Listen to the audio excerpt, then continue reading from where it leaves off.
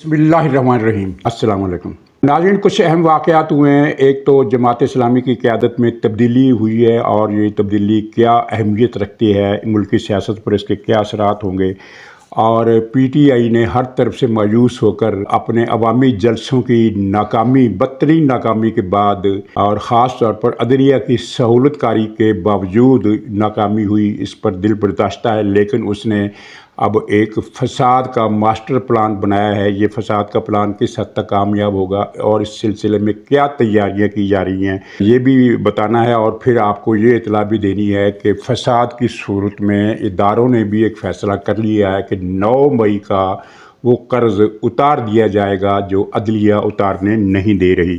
اور پھر ایک چھوٹا سا ذکر، ایک فرعون کی کہانی جو جج بن گیا، اور ایک اچھی خبر جس نے فیصل وڈوڈا کی پیش گوئیوں کو غلط ثابت کر دیا۔ ان تمام موضوعات پر مختصر بات کریں گے کیونکہ یہ سارے پوائنٹ اہم ہیں۔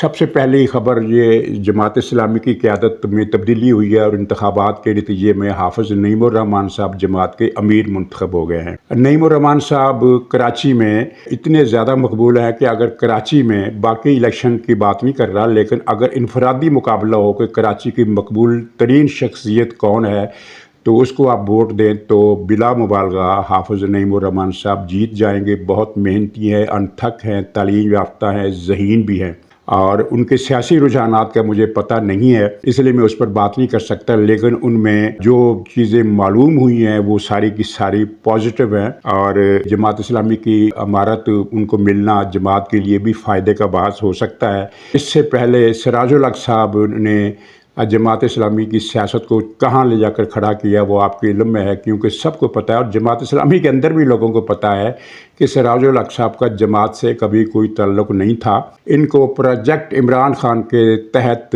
لایا گیا تھا، اور اس پروجیکٹ کے تحت پھر انہوں نے عمران خان کے لیے خدمات انجام دی۔ 2017 میں وہ کیا 2016 میں ہوا تھا یہ کیا فساد، یہ پاناما لیکس والا، اس میں سراج الحق صاحب بہت اہم مہرے کے طور پر آئے، اور ان سے پہلے جماعت اسلامی میں گالی گلوچ کا کلچر نہیں تھا، لیکن سراج الحق صاحب نے گالی گلوچ کلچر کی بھی بنیاد رکھی۔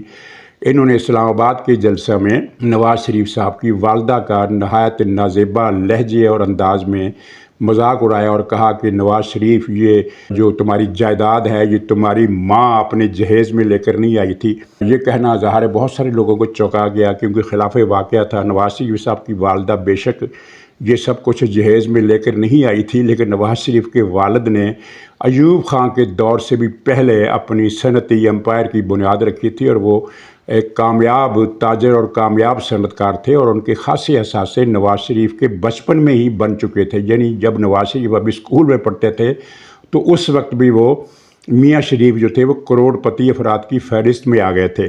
یہ دولت جائز تھی یا ناجائز تھی، اس کی بحث ہم کیوں کریں، ہمیں نہیں پتہ، لیکن ہمیں اتنا پتہ ہے کہ نواز شریف کے پاس اتنی دولت تھی کہ وہ لندن میں اثاثے خرید سکتے، اور کتنے اثاثے آپ صرف اس بات سے اندازہ لگائیں کہ لندن میں جو فیصل وڈوڈا کے اثاثے ہیں وہ نواز شریف کے اثاثوں سے 20 گنا زیادہ مالیت کے ہیں، لیکن کبھی ان پر کسی نے بات نہیں کی، اور یہ سارا پاناما گھومتا رہا کہ نواز شریف نے یہ ساری دولت جو ہے وہ سرکاری خزانے سے چوری کر کے بنائی ہے۔ تو خیر وہ اب تو سارے راز کھل گئے ہیں، سب کو پتہ چل گیا ہے۔ تو سراج الحق صاحب کی قیادت میں جماعت اسلامی بے سمت پارٹی ہو گئی، اور اس نے خود کو پی ٹی آئی سے نتھی کر لیا۔ یہاں تک لطیفہ بنا کہ جب عمران خان کا بیان چھپتا تھا اخبارات میں، اب یہ ان پر پابندی نہیں تھی، اس زمانے کی بات کر رہا ہوں، تو اس بیان کو پڑھ کر لوگ بتا دیتے تھے کہ کل سراج الحق صاحب کا بیان کیا آئے گا، وہ یہی عمران خان کا بیان ہی اٹھا کر جاری کر دیتے تھے۔ بہت سارے واقعات بیان کرنے کی ضرورت نہیں، میں صرف ایک آخری واقعہ سراج الحق صاحب کے دور کا بتاتا ہوں جو تازہ ترین ہے کہ وہ اس نے اتحاد کیا ہے۔ جماعت اسلامی کی پوری تاریخ سیاسی اتحادوں سے بھری ہوئی ہے، اور اس نے ہر طرح کے اتحادوں میں شرکت کی ہے، لیکن آج تک اس نے کبھی فرقہ پرست جماعتوں کے ساتھ اپنا دامن نہیں جوڑا، کیونکہ جماعت اسلامی کی شہرت اور نظریہ غیر فرقہ وارانہ رہا ہے، یہ اس کے مخالف بھی مانتے ہیں۔ لیکن اب آپ نے دیکھا کہ یہ جماعت اسلامی سراج الحق صاحب کی عمارت میں کن کے ساتھ جا کر بیٹھ گئی ہے، جناب سر فہرست، یعنی یقین نہیں آئے گا آپ کو کہ مجلس وحدت المسلمین کی اتحادی بن گئی ہے، اور مجلس وحدت المسلمین جس طرح کی انتہا درجے کی متشدد فرقہ پرست پارٹی ہے وہ آپ جانتے ہیں۔ راولپنڈی کی مسجد کا ایک قتل عام بہت مشہور ہے، اس کو آگ لگائی گئی۔ گلگت میں پاکستان کی پوری تاریخ میں کبھی شیعہ سنی فساد کا کسی نے سوچا بھی نہیں تھا، اس جماعت نے وہاں شیعہ سنی فسادات کرائے، اور اس جماعت نے پارٹی کی سطح پر تو خیر کبھی یہ بات نہیں کی، لیکن اس کی پارٹی کے لوگ گلگت اور بلتستان میں کھلے عام یہ باتیں کرتے ہیں کہ ہم نے گلگت بلتستان کو پاکستان سے الگ کر کے بھارت کا حصہ بنانا ہے، اور اس جنونی حد تک انتہا پسند فرقہ پرست تنظیم کے ساتھ جماعت اسلامی کا اتحاد جو ہے، یہ جماعت کے نظریے کی نفی ہے۔ جماعت شیعہ پارٹیوں کے ساتھ بیٹھتی رہی ہے۔ تحریک جعفریہ وہ فرقہ وارانہ جماعت تو تھی، لیکن وہ فرقہ پرست جماعت نہیں تھی، نہ ہی تحریک جعفریہ نے کبھی کوئی تشدد والا رویہ اختیار کیا۔ اس کے علاوہ ماضی میں جماعت اسلامی کے بڑے بڑے جید قسم کے شیعہ علماء سے رابطے اور دوستیاں رہی ہیں، لیکن ان میں سے کسی بھی شیعہ عالم دین کی شہرت فرقہ پرست جنونی کی نہیں رہی۔ عقائد جو بھی ہوں ان سے ہمیں غرض نہیں ہونا چاہیے، لیکن ان کا جو طرز عمل تھا وہ یعنی امن پسند اور مصالحت پسند اور رواداری تھا۔ ان سب شیعہ علماء سے جماعت اسلامی کی دوستی اور تعلقات رہے ہیں، لیکن کبھی جنونی فرقہ پرست پارٹی سے اتحاد یہ جماعت میں کبھی کوئی آدمی سوچ بھی نہیں سکتا تھا، اور یہ مجلس وحدت المسلمین کے ساتھ جا کر بیٹھ گئی ہے، اور صرف اسی کے ساتھ نہیں بلکہ سنی کونسل جو فیصل آباد کی حد تک محدود ایک فرقہ پرست جماعت، مسجدوں پر حملے، قتل و غارت گری کی واقعات میں فیصل آباد کی حد تک وہ ملوث رہی ہے۔ اس کے صاحبزادہ حامد رضا جنونی فرقہ پرست ہیں، اور مخالفوں کو یعنی زیادہ کیا بات کرنی، کچھ ایسی باتیں ہوتی ہیں جو ان کو کرنا بھی خود انتہا پسندی کی ذیل میں آ جاتا ہے۔ تو یہ جناب جماعت اسلامی سراج الحق صاحب کی برکت کی وجہ سے دو انتہا پسند جنونی فرقہ پرست متشدد پارٹیوں کی اتحادی بن گئی ہے۔ اس میں کوئی شک نہیں کہ جماعت اسلامی کے ساتھ الیکشن میں دھاندلی ہوئی ہے۔ کراچی میں اس کی 6 یا 7 سیٹیں صوبائی اسمبلی کی چھینی گئی ہیں، اور یہ سیٹیں ان کو ملنی چاہیے، لیکن اس انتخابی دھاندلی کا مطلب یہ نہیں ہے کہ آپ خود کو جنونی فرقہ پرستوں کی گود میں ڈال دیں۔ اور ناظرین، جماعت اسلامی نے تو وہ حد بھی عبور کر لی جس کا خواب میں بھی نہیں سوچا جا سکتا تھا۔ آپ کو علم ہے کہ جماعت اسلامی کی جو نظریاتی اتحادی پارٹی ہیں دنیا میں، ان میں سب سے بڑی جماعت ہے اخوان المسلمون، اور اخوان المسلمون نے شام میں آج سے 12 برس پہلے ایک عوامی بغاوت کی مہم چلائی جو کامیاب ہوئی، اور شام کے 75% رقبے پر اس کا قبضہ ہو گیا، لیکن پھر امریکہ، روس اور اسرائیل اور ایران کود پڑے، اور ایران نے وہاں اخوان المسلمون کے لوگ چن چن کر قتل کیے۔ وہ لوگ بھی مار ڈالے جو اخوان کے نہیں تھے، لیکن جن کی دوستی یا رہ و رسم یا تعلقات اخوان کے ساتھ تھے، اخوان کا وہاں صفایا کر دیا، اور 10 لاکھ مسلمان انہوں نے مارے۔ ان میں سے 1 لاکھ کا قتل تو اکیلے جنرل قاسم سلیمانی نے کیا، اور اس جنرل قاسم سلیمانی کو جس نے اخوان المسلمون کا شام سے خاتمہ کیا اور یمن سے بھی خاتمہ کیا، یمن کے حوثیوں نے اخوان کے تمام رہنما چن چن کر وہاں مارے، اور اس جنرل قاسم سلیمانی کو جماعت اسلامی شہید اسلام قرار دیتی ہے۔ اگر وہ شہید اسلام ہے تو پھر جماعت اسلامی کو اپنا فکری رہنما حسن بن صبا کو قرار دے دینا چاہیے۔ خیر، جماعت اسلامی کا سیاست کا جو انداز تھا وہ 1970 تک رہا جمہوری۔ پھر مولانا مودودی مرحوم کے بعد میاں طفیل محمد مرحوم صاحب آئے، وہ سادہ مزاج آدمی تھے، اجاری، سیاسی اجاری کا ہنر ان کے پاس نہیں تھا، چنانچہ وہ یحییٰ خان کے ٹریپ میں آ گئے، اور اس کے بعد سے جماعت اسلامی کی جو سمت تھی وہ بے سمت ہونے لگی۔ پھر قاضی صاحب آ گئے، وہ غلام اسحاق خان کے ساتھ انہوں نے جماعت اسلامی کو الائن کر دیا، بریکٹ کر دیا۔ اور غلام اسحاق کون تھا؟ اس ملک کی سامراجی اشرافیہ کا بہت بڑا پلر تھا، اور خود ایک بہت بڑا مافیا ڈان تھا۔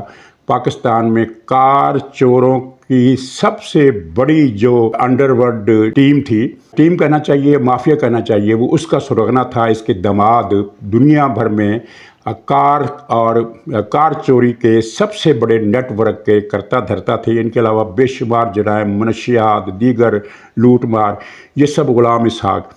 تو انہوں نے جماعت اسلامی کو غلام اسحاق کے ساتھ بریکٹ کر دیا، پھر اس کے بعد جنرل مشرف کے ساتھ بریکٹ کر دیا، اور جنرل مشرف کی کہنے پر یہ حامد میر کی رپورٹ ہے، اور اس کی تردید جماعت نے کبھی نہیں کی کہ جنرل مشرف نے قاضی حسین احمد سے کہا کہ یہ واجپئی آ رہا ہے، اس دورے کو ناکام کرنا ہے۔ تو جماعت اسلامی نے جلوس وغیرہ نکالے، اور وہ واجپئی کا دورہ ناکام ہو گیا۔ وہ بر صغیر میں امن اور خوشحالی کا وہ دروازہ کھل رہا تھا जो किस्मत से खुलता है और कभी कभी खुलता है, हर बार नहीं खुलता, वो दरवाज़ा फिर परवेज़ मुशर्रफ ने बंद कर दिया और काजी साहब ने परवेज़ मुशर्रफ का पूरा साथ दिया। फिर वो मुनव्वर हसन साहब आए, वो जमात इस्लामी की असल नज़रिए की पासदारी करते थे, लेकिन बहरहाल वो अपनी गोशा नशीनी की आदत की वजह से, यानी वो तन्हाई पसंद आदमी थे, मजलिसी आदमी नहीं थे, वो जमात को ज़्यादा कामयाबी के साथ नहीं चला सके। फिर ये आ गए सिराज साहब। उसके बाद अब ये तब्दीली आई है, तो प्रिडिक्शन मैं करने की पोजीशन में नहीं हूँ, क्योंकि हाफिज़ नईमुर्रहमान साहब के जो ज़ाती रुझानात हैं उनके बारे में मुझे कुछ इल्म नहीं है। मैं सिर्फ उनका वो रिकॉर्ड जानता हूँ जो कराची में मशहूर है। तो ज़ाती रुझानात क्या हैं? बहरहाल उन्हें एक ऐसी पार्टी के साथ अलाइनमेंट पर नज़रसानी करनी चाहिए जिसका यहूदियों और कादियानियों का एजेंट होना मुसल्लमा तौर पर साबित है। किसको नहीं पता कि पीटीआई सारी कादियानियों से भरी हुई है, ओवरसीज़ में इन पर कादियानी को कब्ज़ा है, और इनके हमायती अमरीकी सेनेट में वो लोग हैं जिन्होंने खुलेआम ये कहा है कि गज़ा पर एटम बम बरसाकर गज़ा का ख़ात्मा कर देना चाहिए। वो सेनेटर जो हैं वो इमरान खान की रिहाई के लिए मुहिम चला रहे हैं। बहुत सारी बातें इमरान खान के कादियानी और यहूदी एजेंट होने के कोई 2-4 नहीं, 1001 सबूत मौजूद हैं। तो हम उम्मीद कर सकते हैं, प्रेडिक्शन नहीं कर सकते कि नईम साहब कम से कम पीटीआई से दूर रखेंगे। पाकिस्तान की हर जमात से इत्तेहाद किया जा सकता है, क्रिश्चियन पार्टी से इत्तेहाद किया जा सकता है।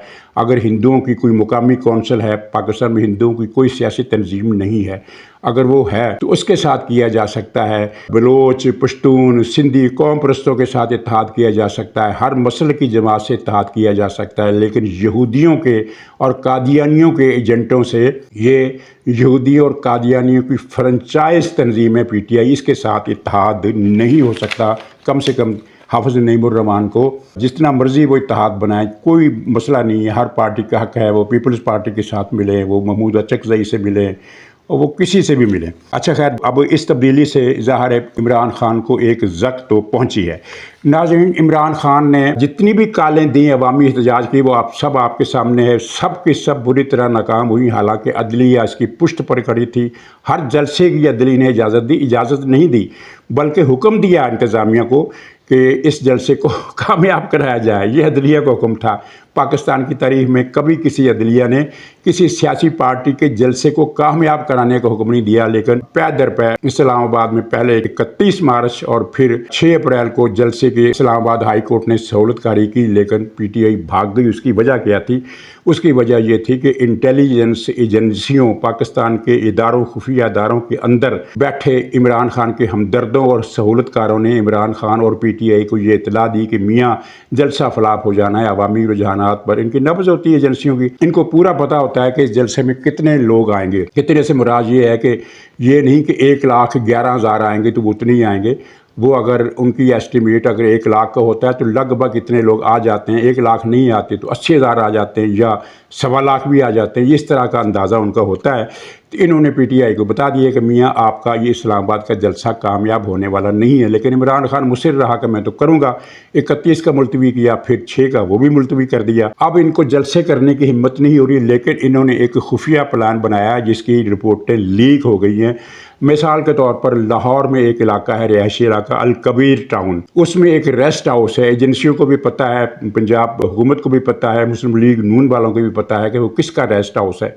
तो वहाँ इस वक्त रोज़ाना की बुनियाद पर जत्थे बन रहे हैं। उन जत्थों को पैसे भी दिए जा रहे हैं, भारी रकूम दी जा रही हैं और हथियार भी दिए जा रहे हैं।